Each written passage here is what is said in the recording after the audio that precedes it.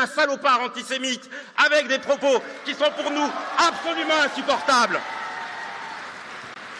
Salut à tous, eh bien, ambiance festive chez les socialistes, dis donc, et sur la gauche en France. Samedi 14 juin, au congrès du PS à Nancy, on a eu droit à un petit feu d'artifice politique. Le député Jérôme Gouetsch, ancien camarade de lutte, pourtant de Jean-Luc Mélenchon, a lâché une bombe verbale.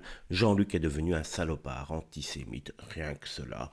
On voit directement que tout se passe bien dans le nouveau Front populaire. Ah, les réunions de famille, ça finit toujours par des insultes, surtout à gauche, mais c'est la droite qui est complètement folle d'après eux. Gouetsch, visiblement ému, mais pas calmé, a raconté comment il avait osé dire que le slogan de la mer à la rivière n'était pas franchement compatible avec la paix. Et là, Mélenchon et sa garde rapprochée lui recollaient l'étiquette de sioniste génocidaire.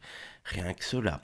Et pendant ce temps, le congrès continuait, comme si de rien n'était. Batch, PS, café tiède et accusations de racisme. Bonne ambiance, non.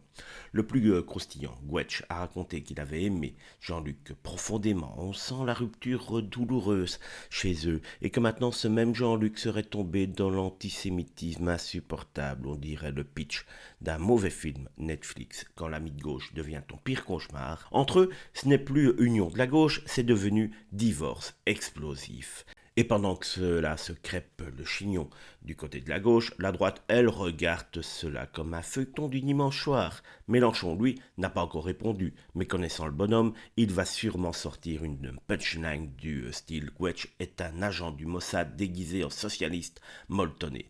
Bref, à gauche, on ne se serre plus les coudes, on se tire dessus à la calache rhétorique. Une chose est sûre, 2027 s'annonce sportif et pas à cause des JO.